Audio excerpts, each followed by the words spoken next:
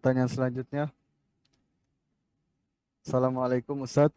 Waalaikumsalam warahmatullahi wabarakatuh. Surga itu bertingkat-tingkat. Bagaimana kalau seandainya ada suami istri yang sama-sama masuk surga tapi beda tingkatan surganya? Bagaimana mereka bisa berkumpul? Ustadz, jazakallahu khair. Ya Allah. Nah, jawab. Ini repot nih kalau suami istri beda tingkatan gitu kan.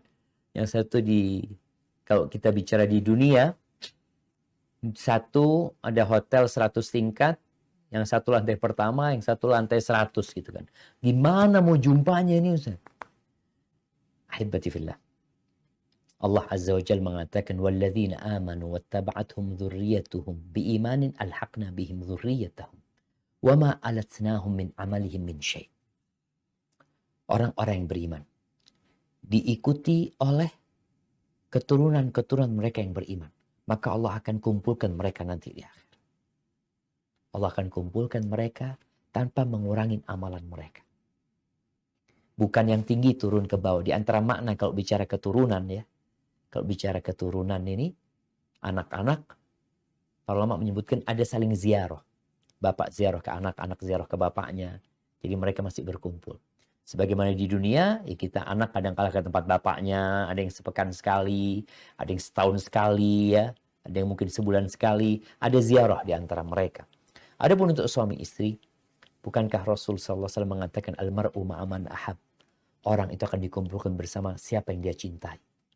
Dan suami istri insya Allah saling mencintai karena Allah Azza wa Jal, mereka akan dikumpulkan. Dan juga ada yang namanya syafaat.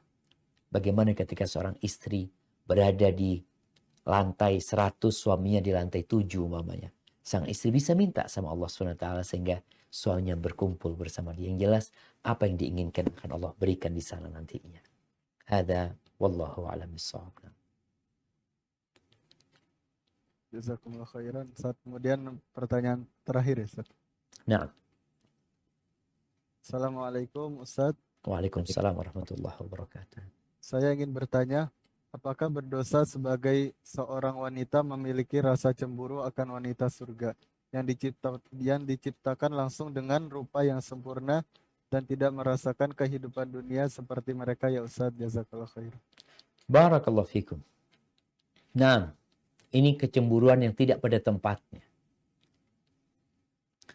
Orang itu biasanya cemburu dengan yang lebih baik dari dia.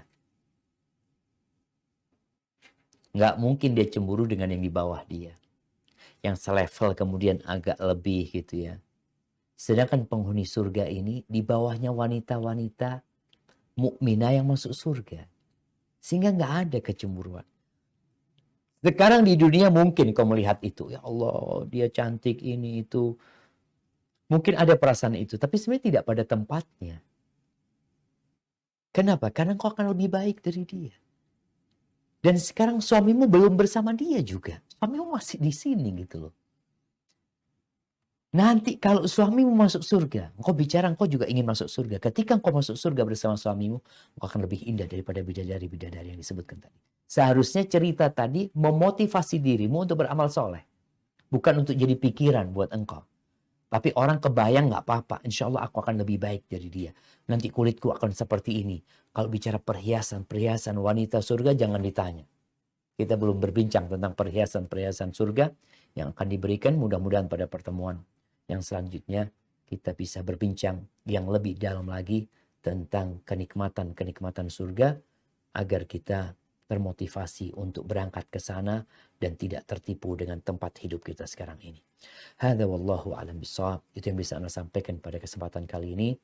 Kurang lebihnya mohon maaf apabila benar yang Anda sampaikan itu dari Allah Azza wa Jalla. Kalau ada yang salah itu dari Anda pribadi.